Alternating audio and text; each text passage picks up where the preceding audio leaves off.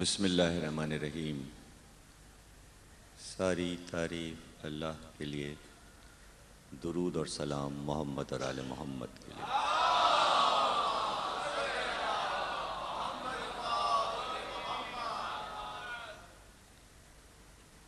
1423 ہجری کے عشر محرم کی اس مرکزی عزاخانے میں آپ حضرات 5ویں تقریر سماعت فرما رہے ہیں حضرت علی اور جہاد کے موضوع پر۔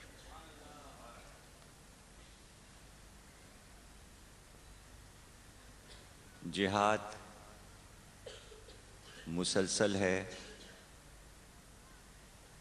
اور زندگی کا کوئی لمحہ ایسا نہیں جس میں جہاد نہ ہو۔ مخصوص لفظ جہاد جو میدان جنگ کے لیے استعمال ہوا،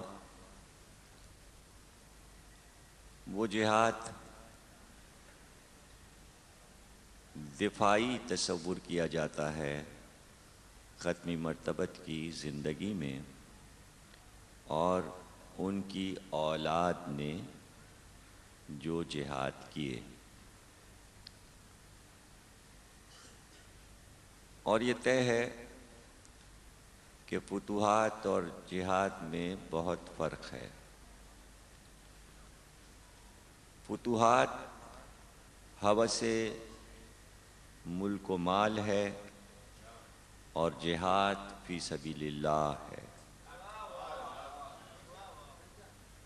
اس میں کسی چیز کی طلب نہیں ہوتی، بلکہ اللہ اپنے بندے کو طلب کرتا ہے، اور پھر جب وہ اس کوشش میں کامیاب ہوتا ہے تو اللہ اپنی مرضیاں اسے دے دیتا ہے، اپنی رضا اسے دے دیتا ہے۔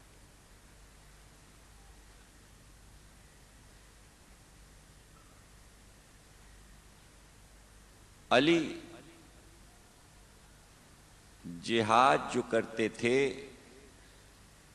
وہ اس تصور کے ساتھ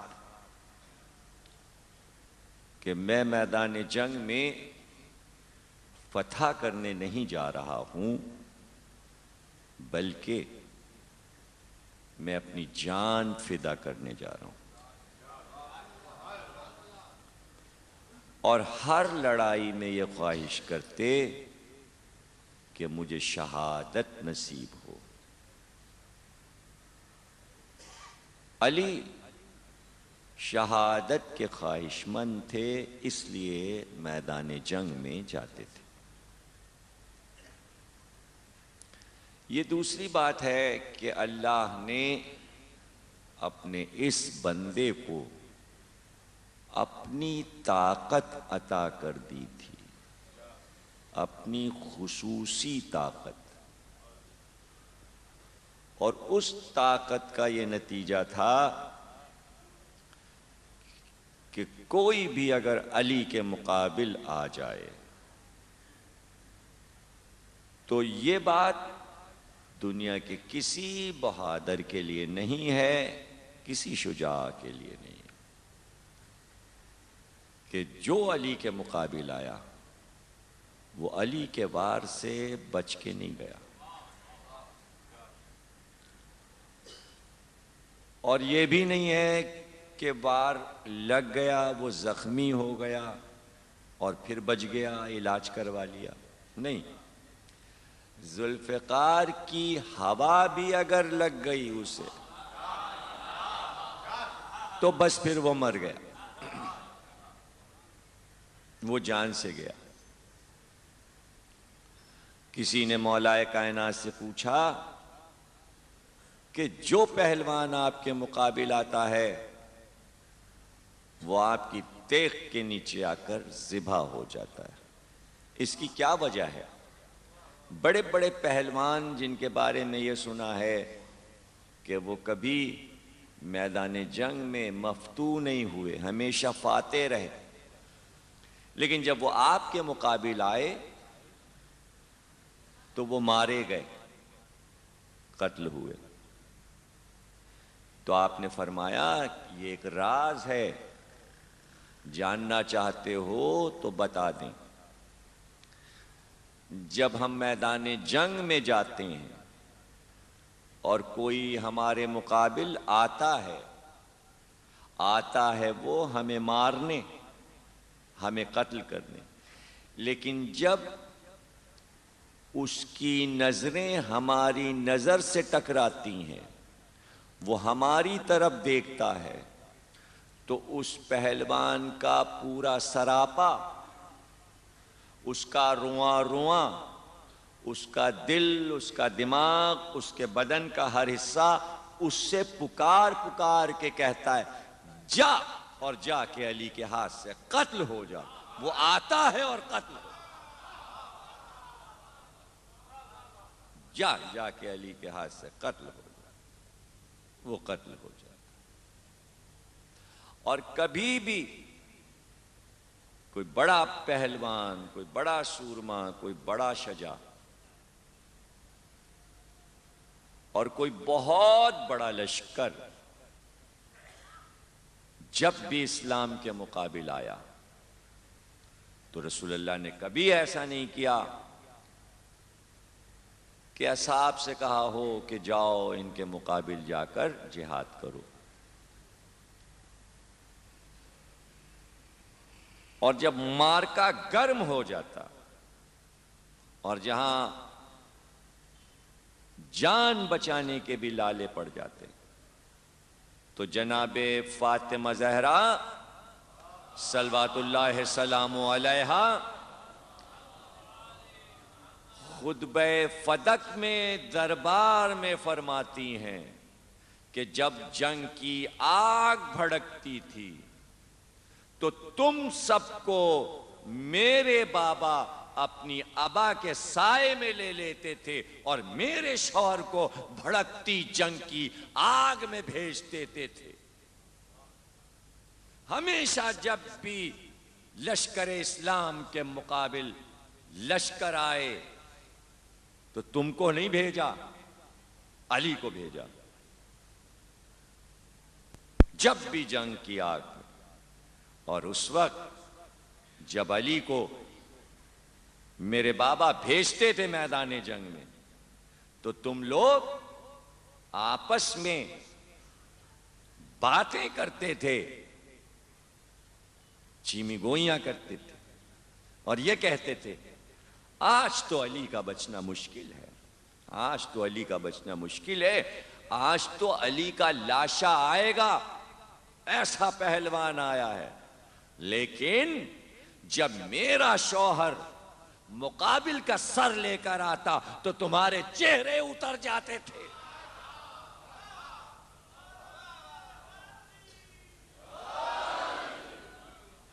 تمہارے چہرے اتر جاتے۔ تو ذرا سوچئے تو، ماحول سازگار نہ ہو، حالات سازگار نہ ہوں، دل سب کے وفادار نہ ہوں، اور ایسے میں علی جائیں تنہا اور جہاد کا میدان جیت کر آ جائیں۔ یہ کسی اور انسان کے لیے تاریخ نے لکھا، کسی اور کے لیے مورخ نے لکھا، یہ علی تھے، یہ علی تھے۔ اور کبھی کبھی رسول اللہ دلوں کی حسرت نکل جائے اس لیے بعض لڑائیوں میں علی کو نہیں لے گئے، اب تم فتح کر لو۔ لیکن عجیب بات یہ، جس لڑائی میں علی نہیں گئے وہ لڑائی بغیر لڑے فتح ہوئی، پھر ضرورت ہی نہیں پڑی۔ ان تمام جنگوں میں ایک خیبر کا میدان بھی ہے جس میں علی کو نہیں لے گئے، حالانکہ مارکا بہت سخت تھا، اور خیبر کی لڑائی کی وجہ یہ تھی کہ مدینے میں بہت دولت مند تھے، تو انہوں نے اسلام کے خلاف یہ سازش کی کہ مسلمانوں کو قرضہ دیتے تھے، لے جاؤ رقم لے جاؤ، جتنی چاہے لے جاؤ۔ جب وہ قرضے لے لیتے تو یہودی اس پہ سود بڑھاتے جاتے، اور سود اتنا بڑھ جاتا تھا کہ جو کچھ مسلمان کماتے تھے بجائے اصل قرض ادا ہونے کے ساری رقم سود میں چلی جاتی۔ اس طرح مسلمان 7 ہجری تک کمزور ہوتے چلے جا رہے تھے دولت کے اعتبار سے۔ اب یہ ایک ایسا جال ہے کہ جس سے مقابلہ کرنا آسان نہیں ہوتا۔ جو بچے جوان بیٹھے ہیں یہاں، اگر وہ کامرس پڑھتے ہیں یا اکنامکس پڑھتے ہیں یا بینکنگ سے ان کا تعلق ہے، تو وہ آسانی سے اس بات کو سمجھ سکتے ہیں کہ سود کا معاملہ ایسا ہے کہ یہ ایک جنجال ہے۔ جو اس میں پھنس گیا وہ اس میں گرفتار ہو گیا۔ اس کی سب سے بڑی مثال اس وقت پوری دنیا میں پاکستان کی ہے۔ قرضہ وہیں کا وہیں ہے، معاف کیا ہو رہا ہے؟ قرضہ نہیں معاف ہو رہا ہے، سود معاف ہو رہا ہے۔ قرضہ وہیں ہے، اور پورا ملک بیرونی ڈالرز پہ چل رہا ہے۔ تو یہ کیا ہے؟ یہودیوں کا مال اور سود، یعنی مدینہ خیبر سے پہلے کا اور آج کا پاکستان دونوں ایک چیز۔ وہی یہودی وہی یہودی، وہی قرضہ وہی قرضہ، وہی سود وہی سود۔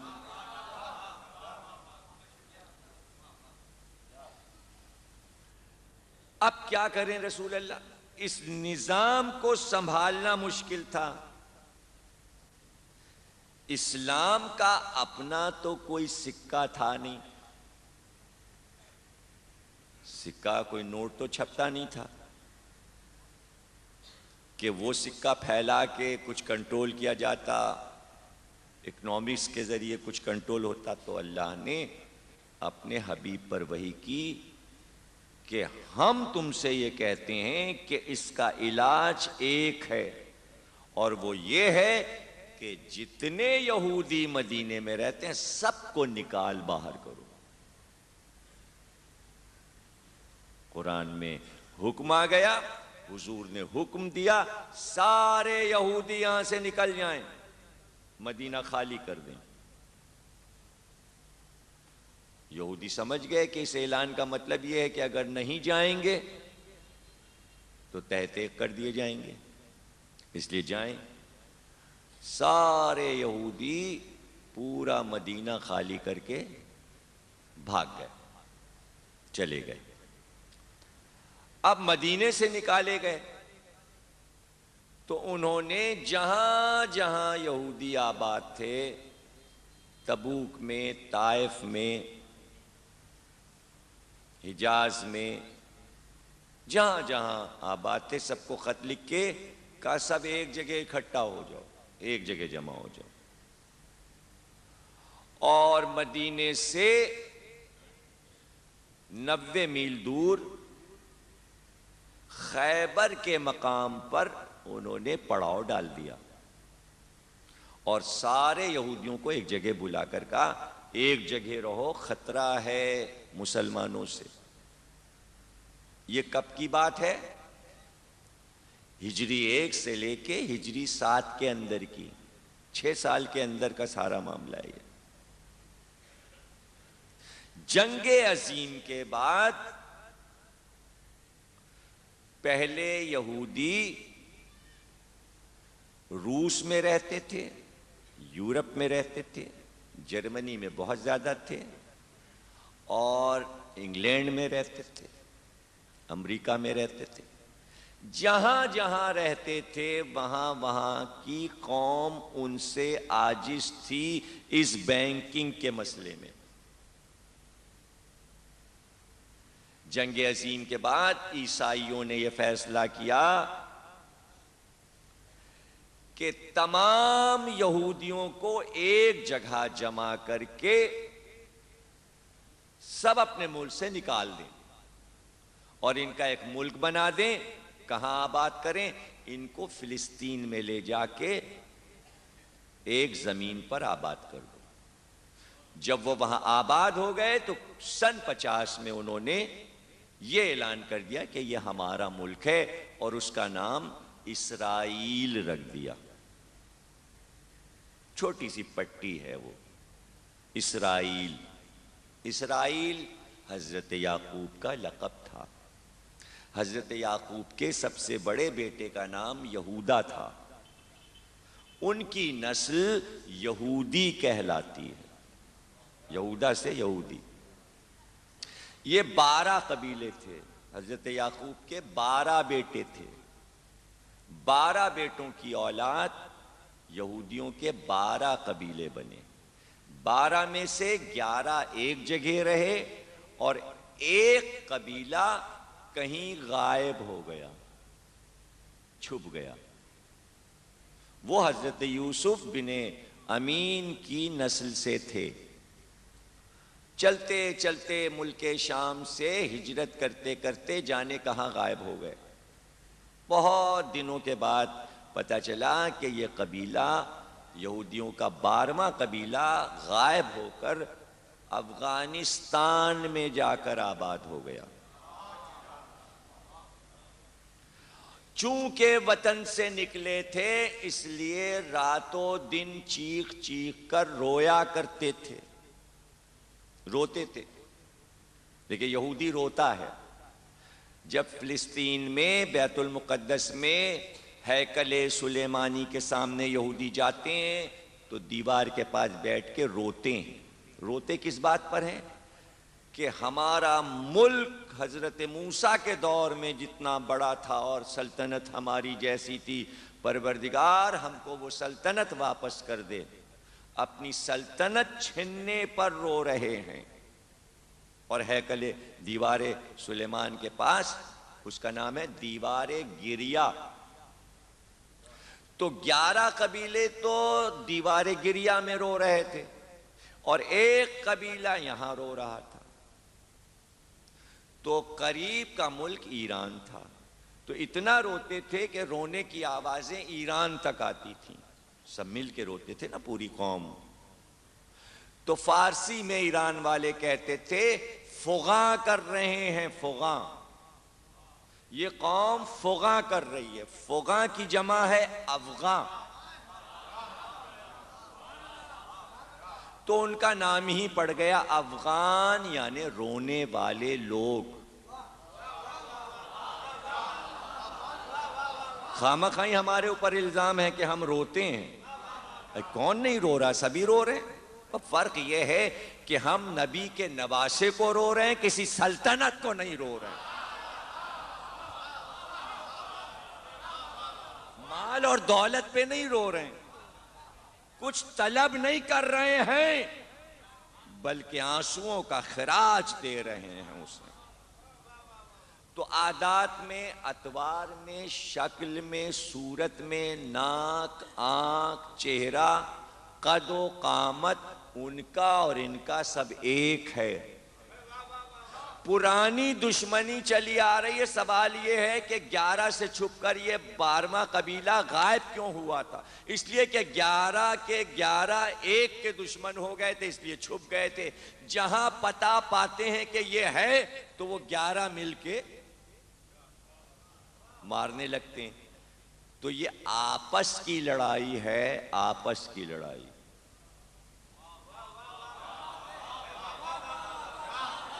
یہ خاندانی لڑائی ہے، خاندانی لڑائی۔ یہ جہاد نہیں ہے، یہ خاندانی لڑائی ہے۔ ہم سے کیا مطلب؟ ہم سے کیا مطلب؟ رشتہ دار ہیں سب آپس میں، رشتہ دار ہیں سب۔ بش کی تصویر آپ نے دیکھی ہوگی نا؟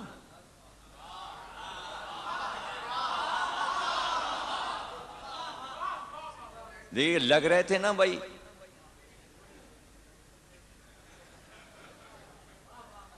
دیکھیے کیسا ملا لیا اپنی طرف کہ اگر داڑھی لگ جائے تو یہ وہی ہیں، اور ان کی داڑھی کٹ جائے تو یہ وہی ہیں۔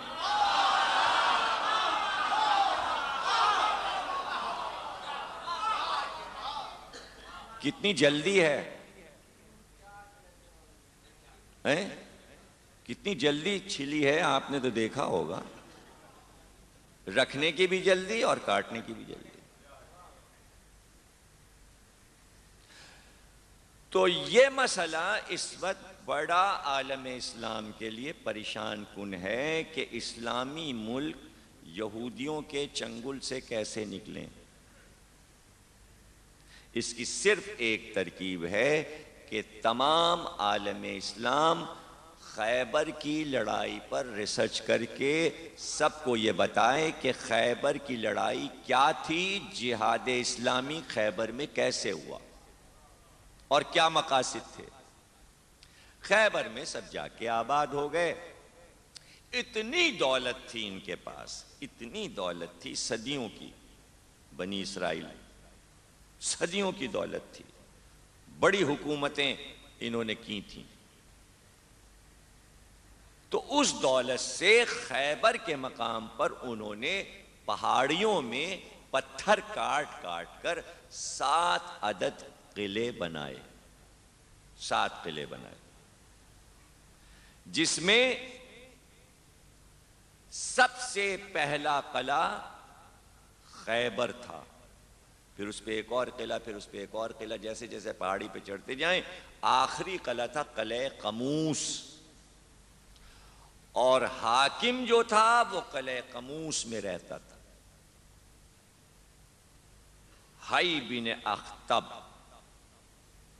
سردار کا ان کے نام تھا حی بن اخطب، الف خے توئے بے، حی، بڑی ہے چھوٹی ہے حی۔ اور اس کی ایک بیٹی تھی، اس کا نام تھا صفیہ، صفیہ بنت حی بن اخطب۔ اور انہوں نے 7 قلعوں میں بڑی بڑی الماریاں بنوائیں، بڑے بڑے کمرے بنوائے پتھر کے، اور جتنا سامان ہو سکتا تھا کئی برس میں خرید کے بھر لیا، یمن سے، مصر سے، شام سے، جتنا سونا خرید سکتے تھے اتنا سونا خرید لیا، چاندی خرید لی، جواہرات خرید لیے، کپڑوں کے تھان یمنی چادروں کے تھان خرید لیے، ہزاروں کی تعداد میں، اور کھانے پینے کا سامان کئی برس کا، تقریباً 20 برس کے کھانے کا سامان، گیہوں اور دالیں اور یہ اور وہ، اور سب خرید کے 7 قلعوں میں بھر لیا، اور چاروں طرف سے قلعے بند کر لیے، اور 7 قلعوں کا ایک دروازہ بنایا، اور وہ اتنا بھاری بنایا پتھر کا کہ 80 آدمی مل کے اسے کھولتے تھے اور 80 آدمی مل کے اسے بند کرتے تھے، اتنا بھاری دروازہ قلعے کا، اور اس کے اندر قلعہ بند ہو کے بیٹھ گئے۔ اب وہاں بیٹھ کے یہ پلان بنایا کہ اب دولت بھی ہے، طاقت بھی ہے، ہتھیار بھی خرید لیے، بس اب ان قریب مدینے پہ حملہ کر کے تمام مدینے کے مسلمانوں کو قتل کر دیا جائے، اور ساتھ میں رسول ان کا جو ہے وہ اور اس کا جو وزیر ہے علی، سب کو قتل کر دو، تاکہ یہ قصہ ختم ہو، ہم آرام سے عرب میں رہ سکیں۔ جس دن انہوں نے طے کیا تھا کہ آج حملہ کرنے نکلیں گے، اس رات کو جبریل نے آ کر رسول اللہ سے کہا کہ اللہ یہ کہتا ہے کہ اس سے پہلے کہ وہ چلیں، آپ ان سے پہلے خیبر کے قلعے کے سامنے پہنچ جائیے مسلمانوں کا لشکر لے کر، اور وہاں پڑاؤ ڈال دیجئے، اپنے خیمے لگا دیجئے۔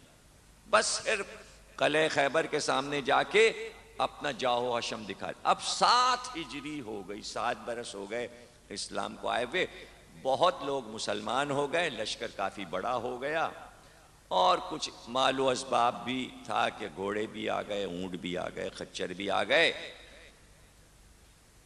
سب سوار ہو کے چلے تیاری کے ساتھ، اور وہاں پڑاؤ ڈال دیا، علی کو مدینے میں چھوڑ دیا۔ علی اور قمر مدینے میں رہ گئے، رسول اللہ چلے گئے۔ وہاں جب پہنچے فضا کچھ بدلی، کچھ ہوا بدلی کہ حضور کو بخار آ گیا، کچھ طبیعت حضور کی ناساز ہو گئی، تو حضور خیمے کے اندر ہی رہے، اور سب آ کر یہ پوچھتے رہے کہ کب ان پر حملہ کریں، یہودیوں پر۔ تو آپ نے فرمایا بھائی اب تم لوگ خود اتنے مضبوط ہو گئے ہو، خود فیصلہ کرو، اور جو جس طرح تمہارا دل چاہے۔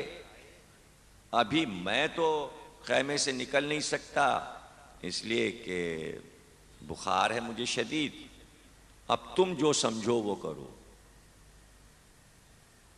تو سب نے شورا کمیٹی بٹھائی، ان کا کہ بھئی لشکر تو تیار ہے، سردار نہیں ہے، ان کا تو چن لو، کہا تو جو بزرگ ہو اس کو بنا دو، اور اسی کو علمدار قرار دے دو، اور ایک علم بنا لو، جھنڈا بنا لو، اور کہو جاؤ بھائی جا کے حملہ کر دو۔ خیر لشکر تیار ہو گیا، علمدار نے علم لیا اور روانہ ہو گئے۔ یہاں یہودیوں کو جب یہ پتا چلا کہ مسلمانوں کا لشکر یہاں پڑاؤ ڈالے ہوئے، تو انہوں نے ایک رات کے اندر اندر قلعہ خیبر کے سامنے ایک بہت گہری خندق بنا لی، بہت چوڑی۔ اب کوئی میدان خیبر سے پھاند کر خیبر کے دروازے تک آ ہی نہیں سکتا، اس لیے کہ بیچ میں خندق، اور ان کا جو سب سے بڑا بہادر پہلوان تھا یہودیوں کا، اس کا نام مرہب تھا، اور یہ 4 بھائی تھے۔ سب سے بڑے بھائی کا نام تھا حارث، اس کے بعد تھا مرہب، پھر انتر، پھر یاسر، اور چاروں برابر کے بہادر تھے۔ تو حارث کی یہ ڈیوٹی لگی کہ قلعہ خیبر تو بند رہے گا، اندر سے کنڈی لگی رہے گی، کوئی باہر نہیں نکلے گا، لیکن تم خیبر کے دروازے پر خندق کے اس طرف کھڑے رہو، اور یہ دیکھتے رہو کہ اگر مسلمانوں کا لشکر آ رہا ہے تو ان کو دھمکی سے ڈراؤ۔ اچھا دھمکی کیا مشہور تھا حارث کے بارے میں؟ حارث کے بارے میں یہ مشہور تھا کہ جو گرز ہے اس کے پاس، جس گرز سے وہ لڑتا تھا وہ 3 من کا تھا، اور ایک ہاتھ سے وہ اس کو اٹھا لیتا تھا، اور صرف ذرا سی جنبش اگر اسے دے دے تو لوگ ڈر جاتے تھے، اتنا بڑا گرز تھا۔ وہ گرز لے کے جا کے وہاں خیبر کے قلعے کے سامنے ٹہلنے لگا۔ لشکر آیا، سامنے خندق، اس طرف حارث، حارث کے پیچھے خیبر کا دروازہ، یہ لشکر اسلام، اس کے آگے سردار، سردار کے ہاتھ میں علم۔ اب لشکر تیار، سردار بھی موجود۔ ایک بار حارث نے لشکر کو دیکھا اور سردار کو، اور گرز کو اٹھایا ایسے کر کے، اور یوں جو ہلایا،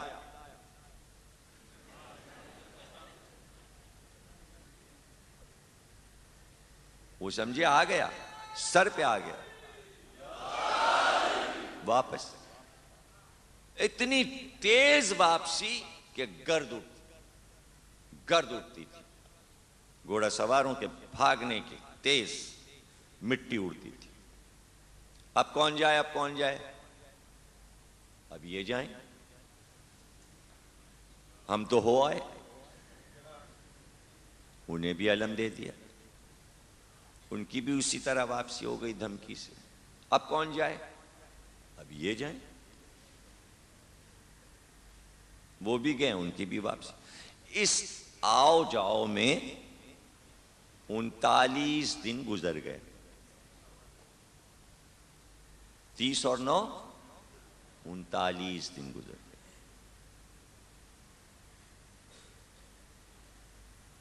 سامنے خیبر کا دروازہ، یہ خیبر کا میدان، یہ حارث کے ہاتھ میں گرز ہلایا، دھمکی دی، اور نقشہ آپ کے سمجھ میں آ گیا۔ عربی میں دروازے کو کیا کہتے ہیں؟ باب۔ دروازے کو کیا کہتے ہیں؟ باب۔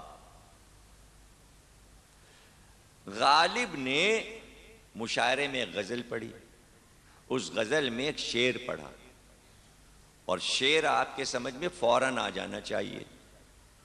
دیکھیے، جہاد کا میدان جو ہے وہ عشق کی طلب کرتا ہے، جس میں جتنا عشق الہی ہوگا وہی جہاد سے قریب ہوگا۔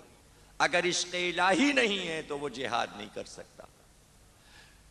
تو عشق کا میدان ہوتا ہے جسے فتح کرنا ہوتا ہے جہاد میں، آسان نہیں ہے جہاد کرنا۔ تو غالب نے غزل میں ایک شعر کہا، اور انصر صاحب تو بہت اچھے مشہور ممتاز شاعر ہیں، مرثیہ نگار، سلام نگار، اور غزلیں بھی کہتے ہیں انصر صاحب۔ تو میں غالب کی غزل کا شعر پڑھ رہا ہوں، اور اتنی مشہور غزل ہے کہ سب کی سنی ہوئی ہے جنہوں نے دیوان غالب پڑھا ہوگا۔ شعر یہ ہے: دھمکی میں مر گیا، دھمکی میں مر گیا جو نباب نبرد تھا۔ ترجمہ کروں کیا؟ اردو کا ترجمہ تو نہیں ہوتا۔ جو دروازے سے نبرد آزمائی نہیں کر سکتا تھا وہ ایک دھمکی میں مر گیا، دھمکی میں مر گیا جو نباب نبرد تھا۔ اب یہ آپ کو یاد ہے کہ کیا کہا تھا رسول اللہ نے علم دینے سے پہلے؟ علم کل مرد کو دیں گے، مرد کو۔ اب یہ لفظ مرد بھی یاد رکھیے گا۔ اب پورے خیبر کو غالب نے غزل کے ایک شعر میں سمیٹ لیا۔ دھمکی میں مر گیا جو نباب نبرد تھا، عشق نبرد پیشہ طلبگار مرد تھا۔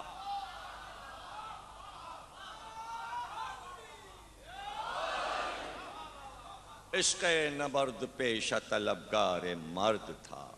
عشق کا میدان مرد کو طلب کرتا ہے، اس لیے حضور نے یہ حدیث بیان کی جو آج بھی صحیح بخاری میں موجود ہے کہ بس سن لیا کہ کون کون علم لے کے گیا، اب کل علم اس کو دیں گے جو مرد ہوگا، کرار ہوگا، غیر فرار ہوگا، اللہ اور رسول اس سے محبت کرتے ہوں، وہ اللہ اور رسول سے محبت کرتا ہو، اور اللہ اس کے دونوں ہاتھوں پر فتح دے گا۔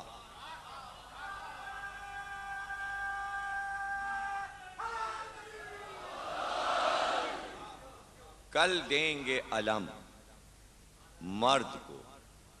حضور کی کوئی بات ایسی نہیں ہے کہ جس میں معنی اور مفاہیم نہ ہوں۔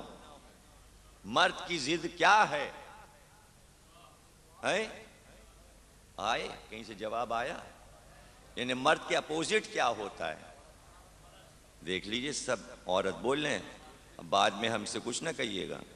جس نے مجلس سنی ہے وہ بول دیا ہے کوئی ایسا، جو مجلس میری سن چکا ہے وہ بولا ہے کوئی، ورنہ سب کہہ رہے ہیں عورت۔ تو ابھی 39 دن تک جو علم لے کے گئے تھے، تو حضور نے یہ کیوں کہا کل اب علم جو دوں گا وہ مرد کو دوں گا؟ تو کیا عورتیں علم لے کے گئی تھیں؟ مرد کا لفظ کیوں استعمال کیا؟ مرد کی ضد عورت نہیں ہے، عربی میں مرد کو کہتے ہیں رجل، رجل یعنی رجل کو علم دیں گے، مرد کو علم دیں گے۔ تو مرد کی ضد وہ ہے کہ وہ اور کیا جو چاہے ترجمہ کر لیجئے۔ عورت اس میں کہاں سے آ گئی علم میں؟ تو حضور نے کچھ سوچ کے کہا نا کہ کل علم مرد کو دیں گے۔ تو مرد ایک صفت ہے جسے کراری کہتے ہیں۔ اقبال سے کسی نے پوچھا، علامہ اقبال سے، کراری کے کیا معنی ہے؟ تو اقبال نے کہا میشناسی معنی کرار چیست؟ تم مجھ سے پوچھ رہے ہو کہ کراری کیا چیز ہے، میں تمہیں کیا معنی بتاؤں کہ کراری کے کیا معنی ہے؟ میشناسی معنی کرار چیز این مقام اس مقامات علیست، علی کے بلند مقاموں میں ایک مقام کراری بھی ہے۔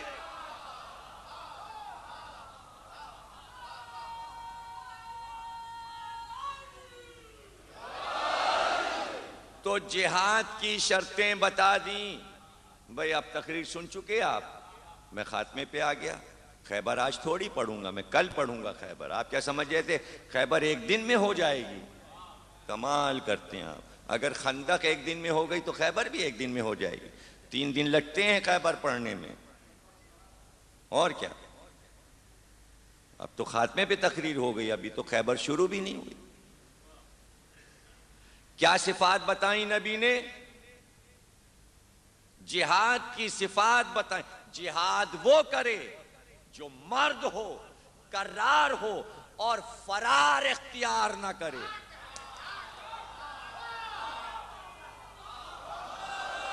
میدان سے بھاگے نہ۔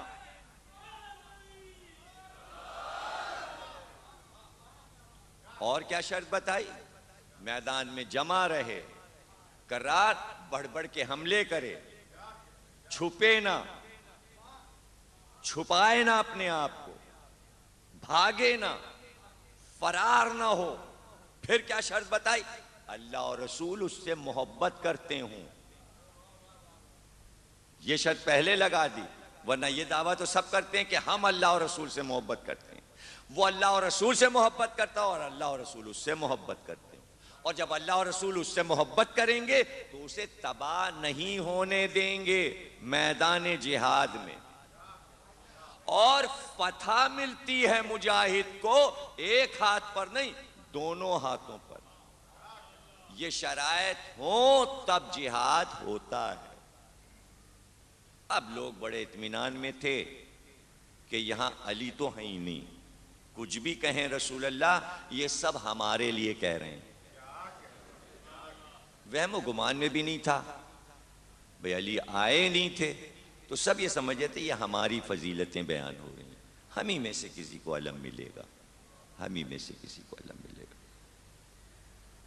تو اب نبی نے بحکم الہی جو جبریل ناد علی لے کر آئے تھے اس کا ورد کیا، اس کی تلاوت کی۔ ناد علی مظہر العجائب، پہلی بار لفظ مظہر العجائب استعمال ہوا، یعنی عجائب کا مظہر، علی سے ایسی ایسی باتوں کا ظہور جو انسان نہ کر سکے، یہ ہے مظہر العجائب کے معنی۔ تو اب اس میں کوئی گھبرانے کی بات نہیں، کہاں سے کہاں آ جائیں اور کہاں سے کہاں پہنچ جائیں۔ جیسے پکارا ناد علی، علی کو آواز دی، وہ وقت تھا کہ علی وضو کر چکے تھے اور مصلی کی طرف بڑھ رہے تھے، اور وضو کا پانی ابھی ہاتھوں سے ٹپک رہا تھا کہ ادھر نبی کی آواز علی کے کانوں میں آئی، اور فوراً وہیں سے آواز دی لبیک یا رسول اللہ۔ دیکھیے دو راستے ہیں، ایک راستہ مصلی پہ جا رہا تھا، ایک راستہ نبی کی طرف جا رہا تھا، پکار رہا تھا نبی، علی نے کہا لبیک یا رسول اللہ۔ علی سے بڑا نمازی کوئی نہیں ہے، علی سے بڑا نمازی کوئی نہیں ہے، لیکن علی نے بتایا کہ کبھی کبھی رسول کی آواز نماز سے افضل ہوتی ہے۔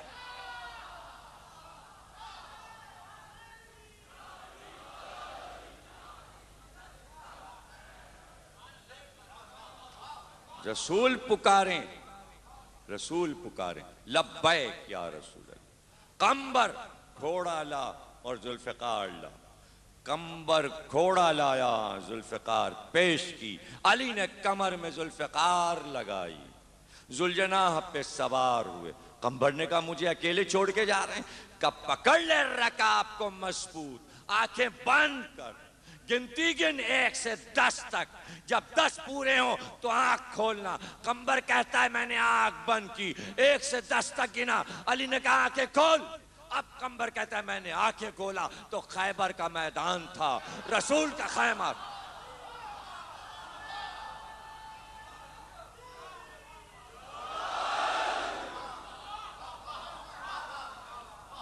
خیبر کا میدان، لیکن عجیب بات یہ تھی کہ ابھی چند دنوں سے علی کی آنکھیں اٹھی ہوئی تھیں، آشوب چشم تھا، آنکھیں دکھ رہی تھیں علی کی، اس عالم میں آئے، آتے ہی ایک خیمے میں جا کے لیٹ گئے، رات گزری اور صبح آئی، پھر اطمینان ہے، آنکھیں دکھ رہی ہیں، یہ تو جا ہی نہیں سکتے، یہ تو لڑ ہی نہیں سکتے، یہ بھی اطمینان ہے، آ گئے تو کیا ہے، ملے گا تو ہم ہی کو۔ رات بھر سب تیار ہوئے، خط وغیرہ بنوایا،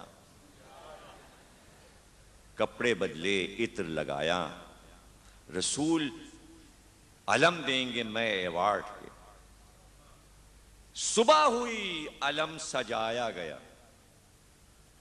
خیمے رسول میں علم سجایا گیا، تو رسول اللہ کے سامنے علم سجایا گیا ہے، اگر ہم اٹھایا گیا، رسول علم لے کر خیمے کے باہر آئے، اسلام کا پہلا علم رسول نے اٹھایا ہے، علم اٹھانا سنت رسول ہے۔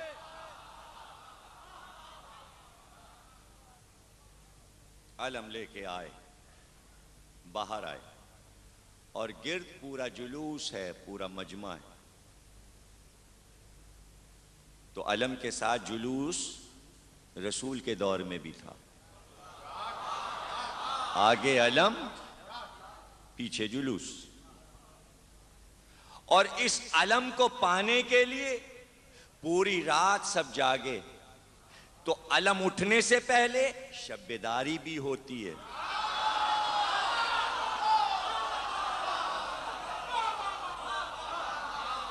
سب کچھ تو موجود ہے، مسئلہ کیا ہے؟ تو رسول نے یہ علم جو سجایا تھا، یہ اس لیے سجایا تھا کہ آج ہم سجا رہے ہیں،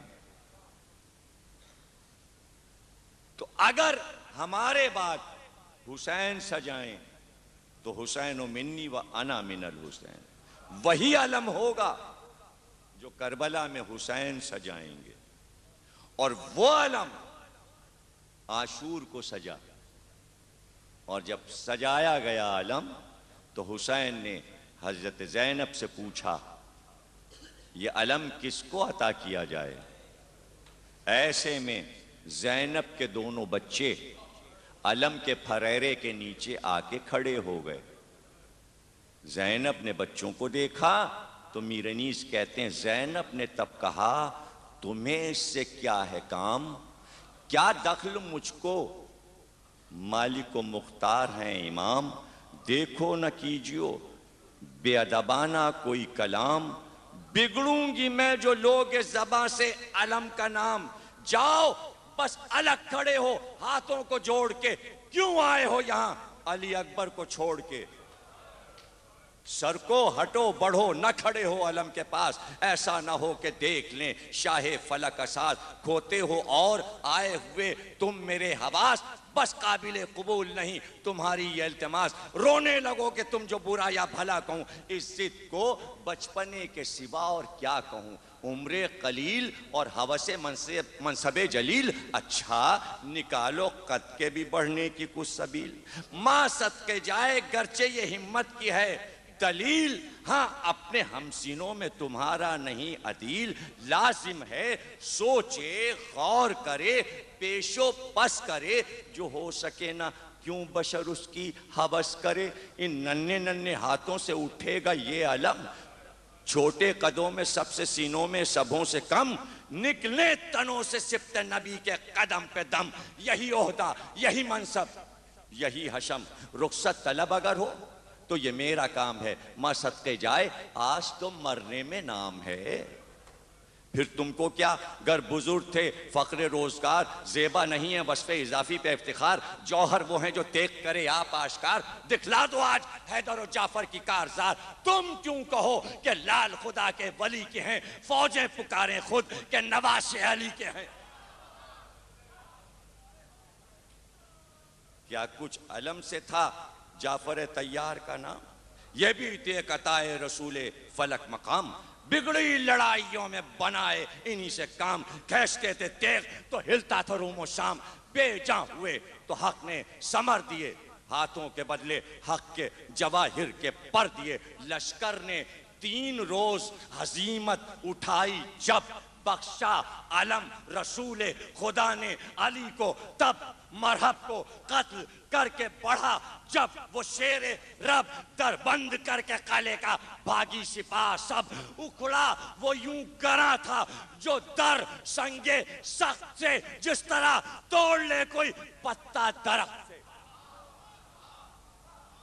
نرغے میں 3 دن سے ہے مشکل کشا کا لال، اماں کا باغ ہوتا ہے جنگل میں پائے مال، پوچھا نہ یہ کہ کھولے ہیں کیوں تم نے سر کے بال، میں لٹ رہی ہوں اور تمہیں منصب کا ہے خیال، تم غمخوار میرے ہو نہ عاشق امام کے، بس معلوم ہو گیا طالب ہو نام کے، ہاتھوں کو جوڑ جوڑ کے بولے وہ لالا فام، غصے کو آپ روک لیں ہیں خواہر امام، واللہ کیا مجال جو اب لیں علم کا نام، کھل جائے گا جب لڑیں گے یہ باوفا غلام، اماں فوجیں بھگا کے گنج شہیدہ میں سوئیں گے، تب قدر ہوئے گی جب ہم نہ ہوئیں گے، تابوت آئے گا ابھی، دونوں بچوں کے تابوت کچھ دیر میں آنے والے، آپ کو پتا ہے جب آئے ہیں دونوں بچوں کے لاشیں تو فضا نے یہ کہا تھا بی بی دونوں دولہا کی باراتیں آ رہی ہیں،